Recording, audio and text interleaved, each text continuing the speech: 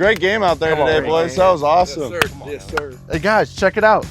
We got the new fifth quarter jerseys and a note from Tommy. Tommy says, best of luck this season, and remember to keep the fifth quarter tradition alive. Whoa! Hey, guys, look.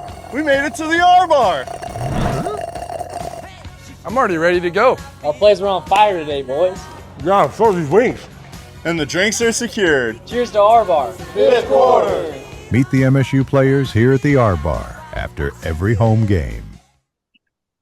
Riding with Ryder back for another week. We're getting as much content in before Christmas, so you guys can all watch this on Christmas. Don't watch too much of it. Hang out with your family, but if you need a little reprieve, here we are.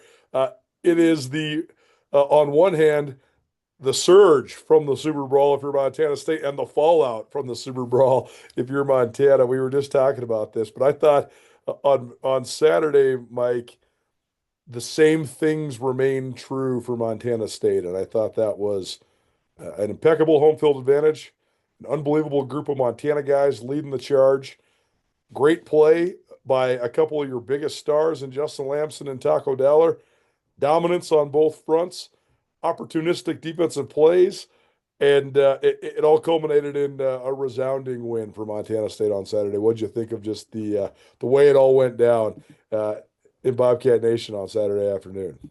Yeah, that's all those points. Such a good encapsulation of everything that took place. But I think, you and I talk about this a lot, but it was won in the trenches. And you look at the offensive and the defensive fronts and what that did for Montana State late in the games. And that's been a trend. And you go all the way back to what Coach Choate was trying to get developed and what Coach Vegan has, picked up late in the games. What is this going to look like when, you're down 5 points like they were? How do you control the line of scrimmage on both sides? And they recruited to that. They have strength and conditioning, built their program around that. And late in the games is when they take over. They impose your will. And so that's not by chance, it's by plan of attack and building your program around that foundation. And so that was just evident. And I think that I was most impressed with just the magnitude of the game, the back and forth to begin with, and then to lose your lead, and then the ability to crawl out of a hole a little bit and come out of the corner of the ring fighting, and then get to the point where you're like, we're gonna impose our will on you. And I think it's what Coach Vegan has tried to build this program on from day one, and he had good foundation building blocks from Coach Choate. But it was, if you're a Bobcat fan, it was something to really marvel and soak in. And the environment was electric. You and I were both there. It's as electric as I've seen that stadium, without a doubt. And one of the coolest sporting events I've ever been to in my entire life. And I was at Texas A&M, over the Thanksgiving break. I mean, I've been to the Rose Bowl and watched Texas beat USC. I mean, I've seen a lot of really cool moments. And again, I'm biased, all right? I got, Bobcat color glasses, I suppose. But just from the environment and the setting and everything that went into it and the magnitude of the game, it was one of the coolest games I've ever seen. There's no question. And I mean, as an objective observer, it was unbelievable to take it all in. It was honestly surreal. Like, I had to make sure to continue to remind myself to remember each moment of the day, whether it was my pregame show or then walking through the tailgates and just seeing everything that was at hand and going on the sidelines. And the who's who of Bobcat Nation, all these dudes that have played in the NFL, all these dudes that are, the most accomplished professionals that have come out of Montana State. They're all there. It's just this crazy reunion. And then the game starts going and it's so raucous. But then that fourth quarter, I've never been in a place that was like that. The way that the energy, I'm not saying it's louder than Washington Grizzly Stadium. That's the endless argument in Montana always. But the way that the energy was so palpable, and the way that energy just thrust the Cats into the stratosphere and just crushed the Grizz was crazy, man. It's easy to remember this game as a 25-point blowout. This was a 3-point game with 12 minutes to go. and it turned into a 25-point game in the span of 5 game minutes. Bryce Greavy's pick six came with 7 minutes to go in the fourth quarter. But that's what I mean. Like the energy almost like came together to make like this explosion that just eviscerated the Grizz, and it just sent the Cats all the way to the moon. It was crazy to watch, man. Yeah, uh, it's so interesting, Colter, because I've been on the other side of this, where Right. you know, say right, wrong, or indifferent. Like North Dakota State is the measuring stick, right? And that's truly what people are trying to chase, and how you build your program and how it operates late into the season and late into the game. That's what everybody's trying to chase and emulate. And I've been on the other side of that, and very similar story. My senior year, 2010, playing against North Dakota State, we are winning going into the fourth quarter, and they got to the point where they almost had enough, and they imposed their will on us. And I remember that feeling, just running power right at you, and we're going to run the football right down your throat, and there's nothing you can do about it. You better stop it, because this is what's coming. And they were opportunistic, they were tough and physical, and they just leaned on you. And it was, I've been on the other side, and it's a demoralizing thing. And so really interesting to be in the stands watching a very similar type thing in a huge magnitude game where it just was, the training and the preparation paying off, late in the fourth quarter. And so it's fun to see a Bobcat team that's built around that. And kudos to Coach Vegan and Coach Sean Herron, who is just pivotal to the program. We always talk about him. It says a lot about the kids and their belief, and it was a fun thing to be a part of on Saturday. There's no doubt. Well, I'm glad you mentioned the trenches part of it, because I think that's the part that's the hardest part for Grizz people to understand is I think that the national media, especially at the NFL level, teaches the football watching public that the quarterback is the most important position. And it is in the NFL, because in a salary cap league, there isn't that much disparity between the fronts. Like, certainly if you have an elite edge guy, that can set you apart, but you're going to have to spend a ton of your money to get that guy. But like the disparity between offensive and defensive lines is not that crazy. And like the teams with bad offensive lines, I think a lot of times there's guys that are good quarterbacks that people think aren't good because they have bad offensive lines in the Yes. NFL. But I think that's the part that it's hard for at this level for people to understand, because Grizz people are like, well, we have the best quarterback that we've had in 20 years in Kale Yayat, and he's nasty. I mean, he is so sweet. He's so fun to watch. Yep. You got one of the best running backs in the history of the school. He's going to break Johansi Humphreys and Chase Reynolds and Lex Hilliard's records if he stays, and Eli Gilman. You got two nasty receivers in Michael Wortham and Brooks Davis. You got linebackers that can fly. You got safeties that are really good. You got corners that can run. Like, so what's the thing? And that's the thing. That's the thing that's missing. Like, you could make an argument who's better across the board position wise between the Cats and the Grizz. Like Lamson or Ayat, Davison Jones or Gilman, Doc Odell or Michael Wortham. Like, they're all great players. They're all amongst the best players in the league. There's nobody on the Grizz lines that are playing for the Cats. And that's the difference. That's like we talked about before the game. If Montana State outrushes you by over 100 yards, they're going to beat you. And they outrushed Montana by 160 yards on Saturday. And to me, that's the tail of the tape, and it has been the tail of the tape for the last decade. Yeah. And as you mentioned, the last decade, averaging 275 yards on the ground. That is a commitment to run the football, and you recruit to it, you commit to it, you scheme to it, you train for it. This is what we're going to do, and we're going to run the football. And so the discrepancy at the line of scrimmage and the point of attack, it was evident. And so you could see that offensive line for Montana State really firing up the ball, and then also getting to the second level, getting on backers. And it's clearly a hole that I know Grizz Nation is frustrated on. Just like, how do we used to have these guys, Right.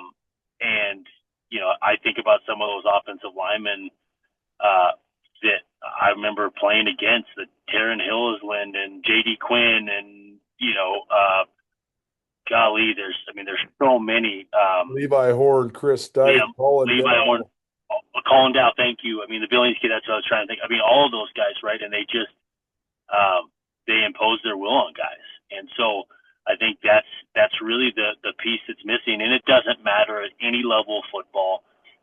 You've got to own the line of scrimmage. And so they're here in the state, they're here in the region, but they got to be coached, they got to be developed. And so I know that kind of opens up another can of worms with the recruiting side. I think the Cats have done a really good job recruiting to that and then developing them. You look at, Braden Zimmer, a kid from Billings West.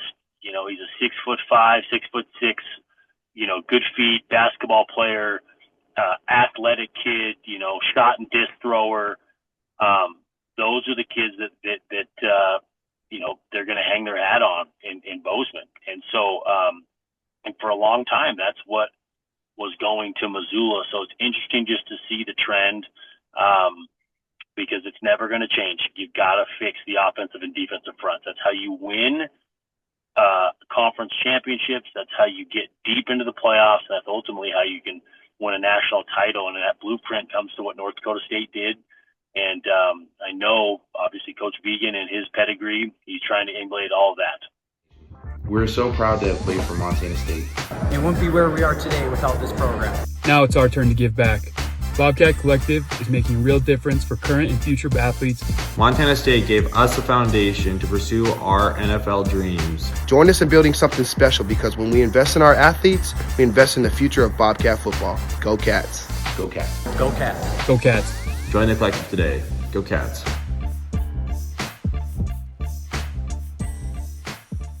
1959, at Street's Grocery in Whitefish, Montana's special spice was born. Alpine Touch. It's the taste you grew up with, well seasoned through the test of time. As the tradition carries from one Montana generation to the next. From its humble beginnings to a trusted brand, here's to the next 60 years. Alpine Touch.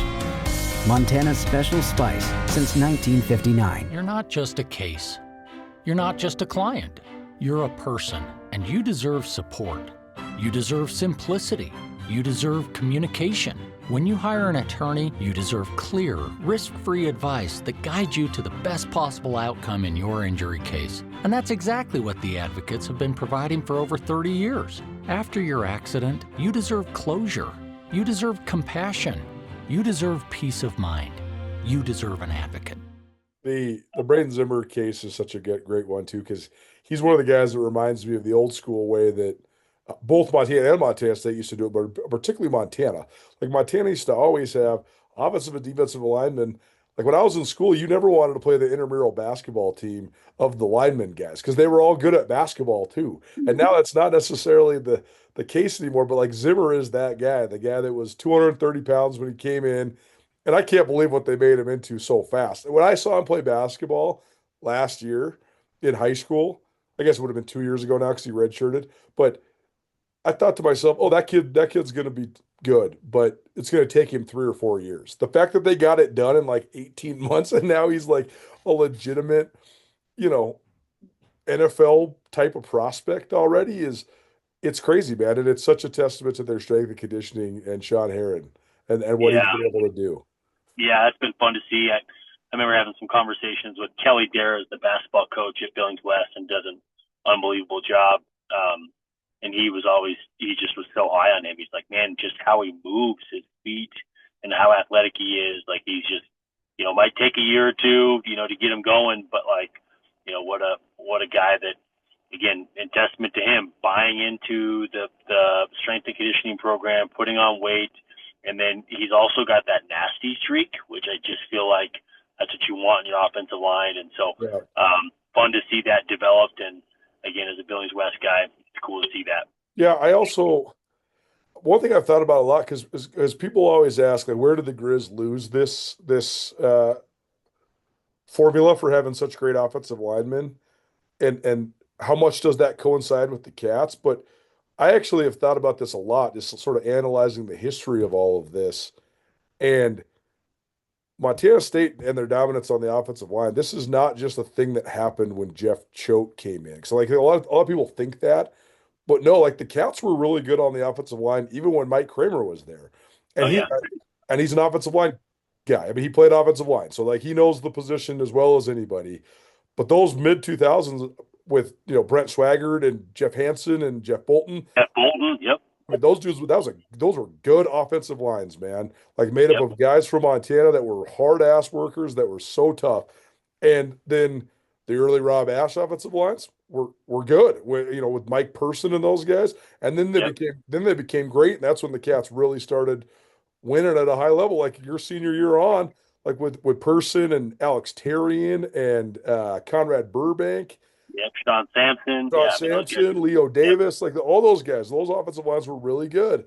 And then they when all those guys graduated and they revamped it, that 2012 was the only one that like had a little bit of a growing pain just because they had the balls to start 4 redshirt freshmen around Sean Sampson. But then those guys were rolling right away. Halfway through that first year, boom. And then you have, those guys were like Weidenauer and Gadecki. Those guys were 4-year starters by the time it was all said and done. Joel Horn, Alex Ecott. I mean, you threw all those guys in there. And I'd be remiss to not even to say this, but I look at what, one of the linchpins to all of that was Jason McIndoe, right? And now here's a guy that he recruited the hell out of the state. I mean, that guy, I got hired in 2013, 2012, something like that.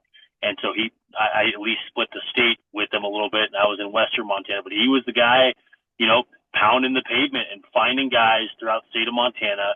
And he was a hell of an offensive line coach. And from the expectations, I mean, he was with Kramer and all those guys, Coach Bolton, Coach, Jimmy Verlanik. So, you're naturally going to get some of those guys that are, need to be developed, and maybe they lack, 2 or 3 inches, but you're going to get everything out of them. They're going to be physical. They're going to be tough. They're going to really communicate at a high level. And so, a guy like Jason McIndoe, tip the cap to him, and he's done a really good job kind of starting this whole thing, and it's just been carried on. But I think it speaks a lot to both Choate and then to Vigen, the development of offensive line coaches, because man, it's a very challenge. It's so physical. You don't rotate like you do on the defensive front. The level of smarts and communication and gelling and working together, like people the layman football watcher just thinks it kind of like, oh yeah, you just kind of block the guy in front of you, and like you have no idea the physicality, but also the mental side of it and the communication that it takes on the fly. And so, yes, and the good ones are so great too, man. Like this is one thing that's changed so much is when you were coaching, Rob Ash gave so much access to practice, and he trusted us, and we never were writing about anything that was off limits, but we could watch guys coach.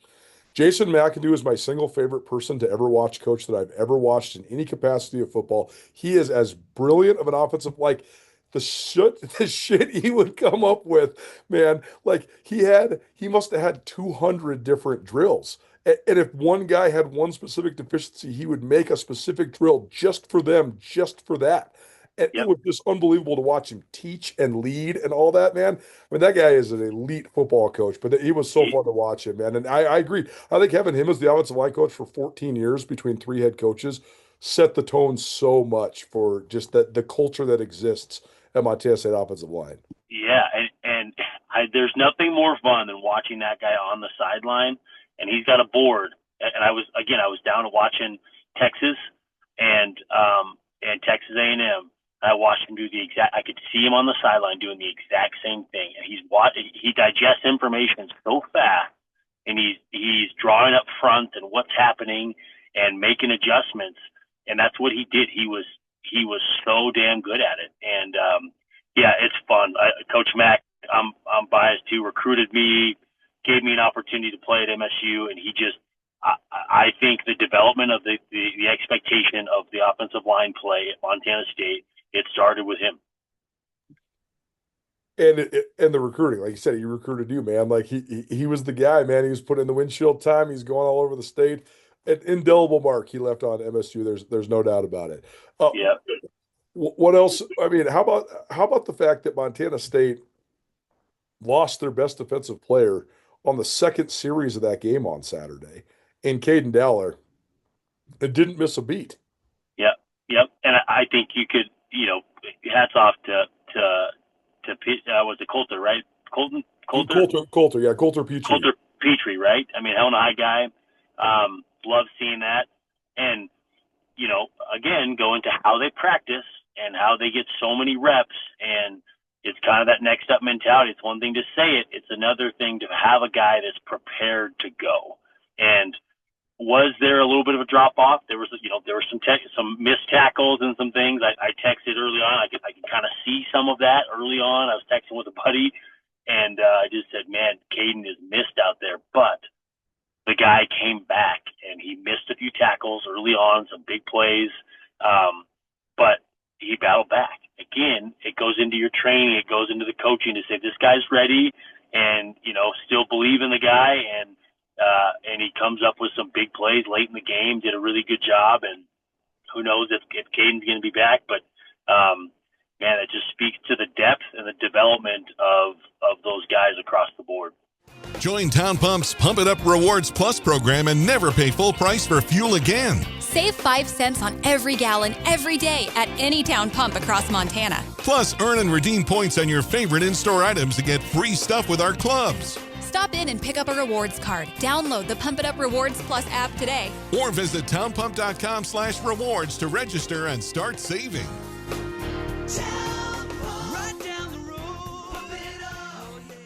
Breakdown, proudly presented by the Bobcat Collective at Montana State. The Bobcat Collective is the NIL collective that serves Montana State University student athletes. The collective has partnered with Montana State to connect fans, alumni, businesses, and local nonprofits with Montana State student athletes. Opportunities through the collective allow student athletes to earn compensation while serving the greater Montana State University community. Sign up now for memberships and enjoy automatic entry into raffles for free tickets while supporting the bright minds at Montana State. They have multiple different membership tiers, and you can also be a one-time supporter, and you can also business partner or corporate supporter. Visit bobcatcollective.com for more.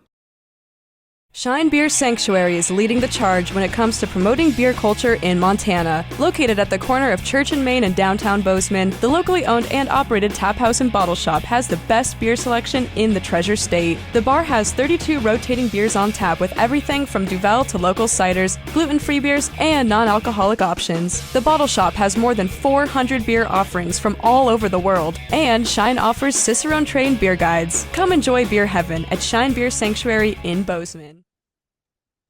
So this is such a huge win, but I thought that the vibes, the atmosphere was so crazy, but I thought that the vibes after the win were different than both 21 and 24. I thought that the 21 was like this breakthrough because it was this first time that it had happened in 37 or 38 years.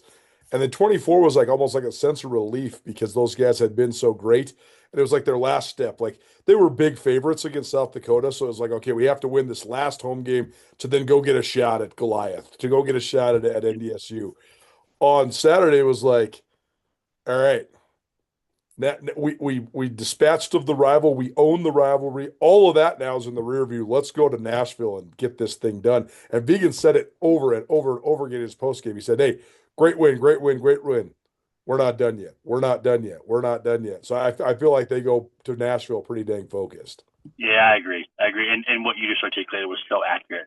21, right? And then last year and then this year, I was in the stadium for all three of those, and they all felt different. This year there was almost an expectation of like, of course, largest sporting event, likely in the state history.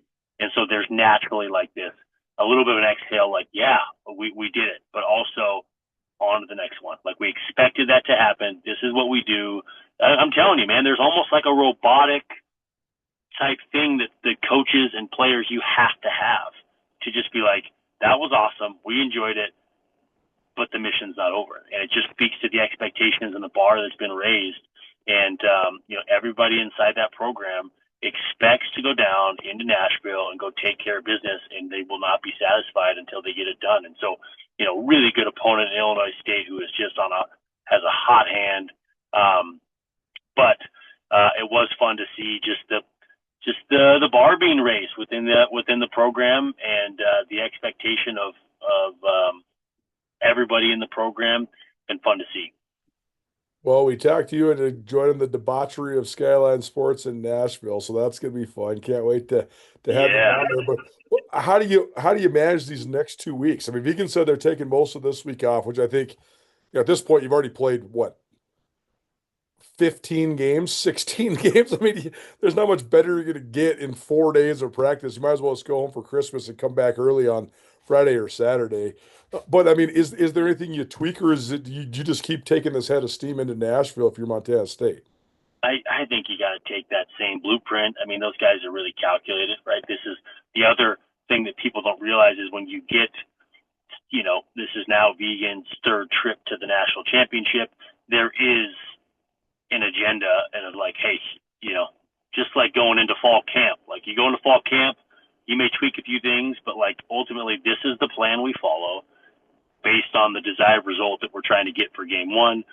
This is kind of a new little season. You got 2 weeks. How are we going to maximize the 2 weeks? Of course, you're making some adjustments based on injuries and things, but man, these guys don't need more reps. What they need is rest. But how do you balance that with just being complacent and also just getting some good quality work in?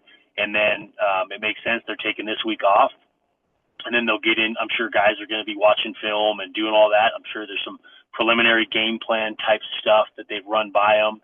And what you can do is get a ton of mental reps and then come back ready to go and have some really high quality practices inside of an indoor facility, which, by the way, is a huge, huge thing. People don't really realize that. That's a big, big deal to be inside, get good quality work in, and then get on the plane and go handle business.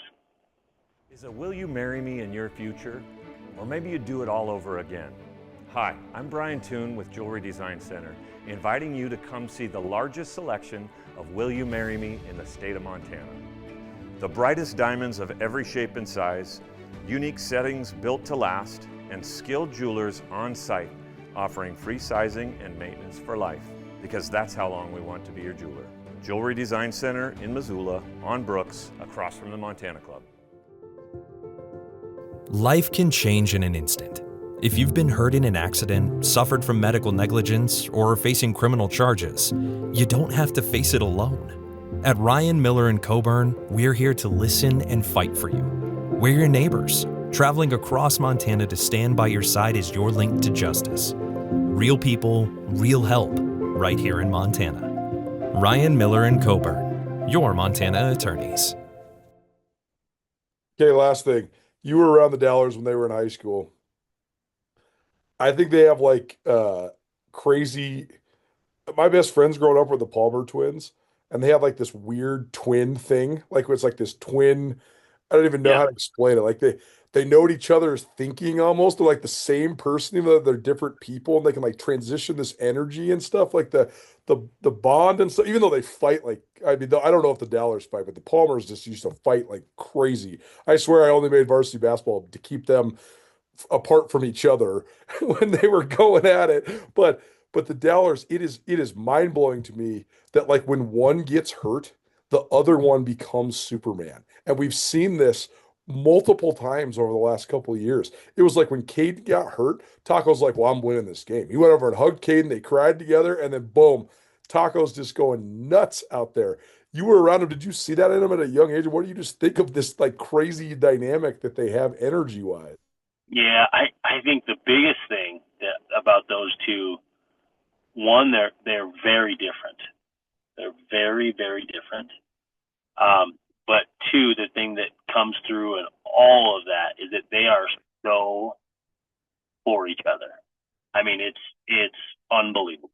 I mean, and Taco, you can tell, like Taco is almost, has taken it almost a personal vendetta, the fact that like, hey, going into this season, Caden hasn't really gotten a lot of the same type of publicity and love, and he's like, just wait, my brother is a straight baller. I think we've all known that to some extent. I definitely had getting to coach it, front row seat, but they're just so for eeach other, and I think that just goes. And they love each other, they care about each other, and they've had some adversity in a variety of areas, and it's fun to see, man. And they care about each other, but it does seem timely. One person goes down, the next person, and the other brother rises up and comes through clutch. So I that in itself, I'm just like, what a storyline. Two twin brothers that have made like arguably some of the greatest impactful plays in the history of the program. It's unbelievable. I mean, it's flat out unreal, right? And again, that's no knock against the other twins or even the Palmer brothers. Like those guys were studs, right? But there is something different to like, you know, they're also the position they play, some skill positions. They're going to touch the ball more often, right? Like it's crazy to me, the impact that they've made. And I'm so proud of those guys. Couldn't happen to two better dudes. Yeah, it's pretty cool. It's pretty cool to watch it. You can just tell that Brent Vigen, he takes a lot of satisfaction in knowing that they're Bobcats, but I think he also knows, man, I'm pretty fortunate to have, you know, these two guys on my team, man. And just the unassuming way that Taco is, he's just a one-of-a-kind athlete, man. He's a one-of-a-kind athlete in terms of how unbelievably explosive he is, but then also how unassuming he is at the same time. Like, yep. He's so popular and famous now that he doesn't take anybody by surprise anymore. But you just have to think that when he was first breaking out, like these DBs just had to be looking at this guy like, I'm gonna kill this guy. I'm gonna manhandle this little redheaded guy. And then all of a sudden he's just boop, and he's just gone, man. But it is pretty nuts that in the span of a month, a couple of the most iconic plays in the history of the Cats came from two twin brothers from Billings. That's pretty nuts. Yeah, it's cool, man. What a special bond and that they have, and yeah, I'm just so proud of those guys. They, by the way, they deserved everything they've gotten. They worked their ass off. They're coachable kids, and it really couldn't happen to two better guys. Yep. Right with Brider here on the Big Sam Breakdown. Last one of 2025, but we'll have plenty for you headed into Nashville here in a little while. But thanks for doing it this week, buddy. Good to see you. Thanks, man. We'll see you soon.